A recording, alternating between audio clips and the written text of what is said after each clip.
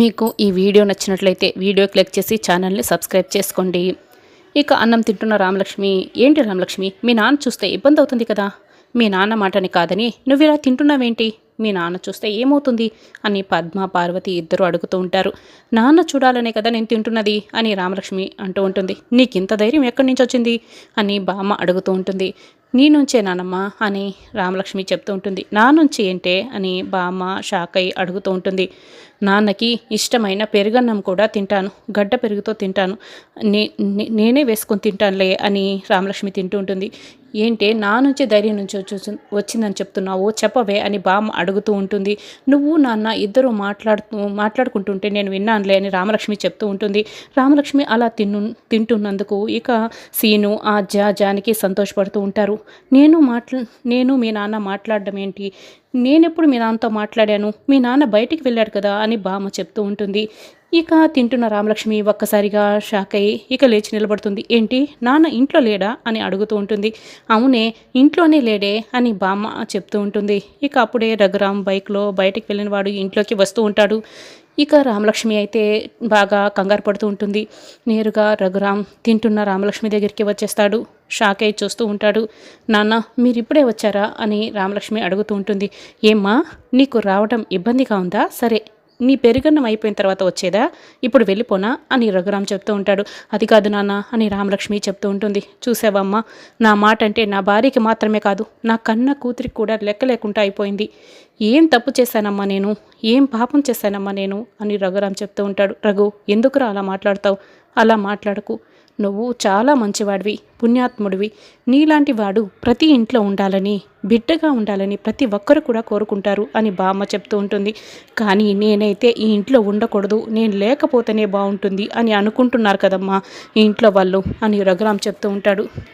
ఈ ఊరినే క్రమశిక్షణలో పెట్టిన నాకు నా కుటుంబాన్ని క్రమశిక్షణలో పెట్టుకోలేకపోతున్నాను అని రఘురామ్ బాధపడుతూ ఉంటాడు. నన్ను క్షమించండి నాన్న, ఏదో ఏమరపాట్లో ఏదో వినేసి నేను తప్పుగా అర్థం చేసుకొని ఇలా తినాల్సి వచ్చింది, నేను తప్పు చేశాను, నన్ను క్షమించండి నాన్న అని రామలక్ష్మి రఘురామ్ కాళ్ళు పట్టుకొని బతిమలాడుకుంటూ ఉంటుంది. అవును రఘు, నేను ఇందాక ఎంత బతిమలాడనకుండా తిన్నని అన్న ఈ పిల్ల ఇప్పుడు ఎందుకు ఇలా చేసిందో, తప్పు అయిపోయిందని ఒప్పుకుంటుంది కదా, క్షమించేసే రఘు, తను ఏదో పొరపాటున తినేసిందిలే అని బామ్మ అంటుంది. అవునన్న, నేను ఏదో ఏమరపాట్లో వేరే వాళ్ళ మాట విని నీ మాటలు అనుకొని ఇలా చేశాను, కావాలంటే ఇప్పుడు మీరు ఏ శిక్ష వేసినా నేను భరిస్తాను, ఇప్పుడు శిక్ష వేయండి నాన్న, శిక్ష వేయండి అని రామలక్ష్మి అడుగుతూ ఉంటుంది. అప్పుడే పెదనాన్న, ఇందులో రామలక్ష్మి తప్పేం లేదు, రామలక్ష్మి అన్నం తినకపోతే పెద్దమ్మ కూడా అన్నం మెతుకు ముట్టనని చెప్పింది, రామలక్ష్మిని ఎలాగైనా తినిపించాలని నేను నాన్నమ్మలాగా, సీను ఏమో మీలాగా మాట్లాడి నటించాం, రామలక్ష్మి తినేలాగా చేసేసాం, ఇందులో తప్పంతా చేసింది మేమే, మీరేదైనా శిక్ష వేయదలుచుకుంటే మాకు వేయండి అని ఆద్య చెప్తూ ఉంటుంది. అవును మామయ్య, ఈ తప్పంతా కూడా మాదే అని సీను ఇక చెప్తూ ఉంటాడు. రామలక్ష్మిని ఇలా మోసగించినందుకు వీళ్ళకి తప్పకుండా శిక్ష వేయాల్సిందే రఘు, శిక్ష వేసేసేయి అని బామ్మ కూడా చెప్తూ ఉంటుంది. నా దృష్టిలో చచ్చిన వాళ్ళకి, నాకు సంబంధం లేని వాళ్ళకి నేను ఎందుకు శిక్ష వేస్తానమ్మా, నా దృష్టిలో వాళ్ళంతా ఎప్పుడో చచ్చిపోయారు అని రామలక్ష్మికి ముద్దు పెట్టి, ఇంకొకసారి నా విషయంలో, నా కుటుంబ విషయంలో ఇలా జోక్యం చేసుకుంటే సహించేదే లేదు అని వార్నింగ్ ఇచ్చి వెళ్ళిపోతాడు. ఇక అస్మిత బయట ట్యాప్ వాళ్ళ దగ్గరికి వస్తుంది. ట్యాప్ వాళ్ళని కట్టేస్తుంది. అప్పుడే ప్రమీల చూస్తుంది. అమ్మ అస్మిత, ఎందుకమ్మా ట్యాప్ నలా వాల్ ఆఫ్ చేసేస్తున్నావు, అక్కడ శౌర్య స్నానం చేస్తున్నాడు అని ప్రమీల చెప్తూ ఉంటుంది. అప్పుడే వాటర్ రాకపోవడంతో ఇక ఒంటి నిండా సోపు రుద్దుకున్న శౌర్య, అమ్మ వాటర్ రావటం లేదు, కాస్త చూడమ్మా అని కేకలు పెడుతూ ఉంటాడు. అత్తయ్య, మీ కొడుకు శౌర్య సార్ ఎలా కేకలు పెడుతున్నాడో విన్నారా అత్తయ్య, అలా కేకలు వినాలని నేను ఇలా వాళ్ళని ఆఫ్ చేసేసాను అత్తయ్య అని అస్మిత చెప్తుంది.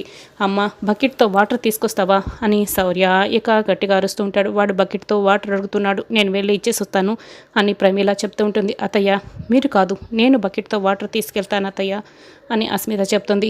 నాకు అర్థమైందిలేమ్మా, నువ్వు బకెట్తో వాటర్ తీసుకెళ్ళి శౌర్యని నీ బకెట్లో పడేసుకుంటావు అంతే కదా అని ప్రమీల చెప్తుంది. అత్తయ్య, యువర్ టూ ఇంటెలిజెంట్ అత్తయ్య, భలే కనిపెట్టేశారు అని అస్మిత చెప్తూ ఉంటుంది. థ్యాంక్ యూ అస్మిత, వెళ్ళు మా వాడిని నీ బుట్టలో వేసేసుకో అని ప్రమీల పంపించేస్తుంది. థ్యాంక్ యూ సో మచ్ అత్తయ్య అని అస్మిత అయితే సంతోషంగా వెళ్తూ ఉంటుంది. అప్పుడే ఇక శౌర్య వాళ్ళ నాన్న రవీందర్ ప్రమీల దగ్గరికి వస్తాడు. ఏంటి ప్రమీల, ఆ పాము పిల్లని అలా మాట్లాడి పంపిస్తున్నావు, అని అడుగుతూ ఉంటాడు. అదేంటండి కోడలి పిల్ల అనుకుంటా పాము పిల్ల అని అంటున్నారు అని ప్రమీల అడుగుతూ ఉంటుంది. చూడు, ఆ పాము పిల్లతో ఎంత జాగ్రత్తగా ఉండాలో నేను నా కొడుకు తెలుసుకొని చాలా జాగ్రత్తగా ఉన్నాం. నువ్వే అత్యాశకు వెళ్ళి ఇలా మాట్లాడుతున్నావు. పుసుక్కున నిన్ను కాటు వేసిందే అనుకో, నీ పరిస్థితి ఏంటో ఒక్కసారి ఆలోచించుకో. అసలు ఆ పాము పిల్లకి మనకి ఎటువంటి సంబంధం లేదు. తనకు తానే నుదుటిన బొట్టు పెట్టుకొని ఈ ఇంటి కోడలనని చెప్పి ఈ ఇంట్లో తిష్ట వేసేసింది. అసలు మనవాడు తాళి కట్టాడా, మెట్టిలు తొడిగాడా, నుదుటిన పొట్టు పెట్టాడా? ఏదీ చేయలేదు. కాబట్టే నువ్వు జాగ్రత్తగా ఉండకపోతే పుసుక్కున కాటేసేస్తుంది. అప్పుడు నీకే నష్టం, జాగ్రత్త అని వార్నింగ్ ఇచ్చి వెళ్తాడు. ఆ పిల్ల కాటు వేసేది కాదు, మనల్ని కోటీశ్వరులను చేసేది. ఈయనకి ఇప్పుడే అర్థం కాదులే, అర్థమైన తర్వాత ఈయనే తెలుసుకుంటాడు అని ప్రమీల అనుకుంటుంది. అస్మిత బకెట్తో వాటర్ తీసుకొస్తుంది. బాత్రూమ్ డోర్ని కొడుతూ ఉంటుంది. అమ్మ వచ్చేసావా అని శౌర్య తలుపు ఓపెన్ చేయగానే అస్మిత బకెట్తో సహా లోపలికి వస్తుంది. నువ్వేంటే వెళ్తావా లేదా అని శౌర్య ఇక గట్టిగా అరుస్తూ ఉంటాడు. నేను మా ఆయన కోసం వాటర్ తీసుకొచ్చాను, నేను ఎక్కడికి వెళ్తాను అని అస్మిత అంటూ ఉంటుంది.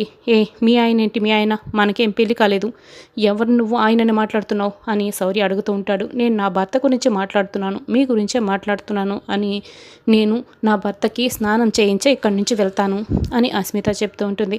మర్యాదగా వెళ్తావా లేదా, నీకు వార్నింగ్ ఇస్తున్నాను అని శౌర్య ఎంత చెప్తున్నా వినకుండా అస్మిత అయితే బాత్రూమ్ డోర్ని క్లోజ్ చేసేస్తుంది. ఇక వెనక వైపుకు వచ్చి వీపు రుద్దుతూ చేరుదుతూ, చూడండి శౌర్య సార్, మీరు ఎంత వెళ్ళిపోమన్నా నేనైతే వెళ్ళను, స్నానం చేయించే వెళ్తాను. మీరు హాస్పిటల్లో కోలుకొని ఇప్పుడే కదా ఇంటికి వచ్చారు, మరి నేను ప్రేమగా మీకు స్నానం చేయించాలి కదా అని చెప్తూ రుద్దుతూ ఉంటుంది. శౌర్య అయితే వింటూ ఉంటాడు.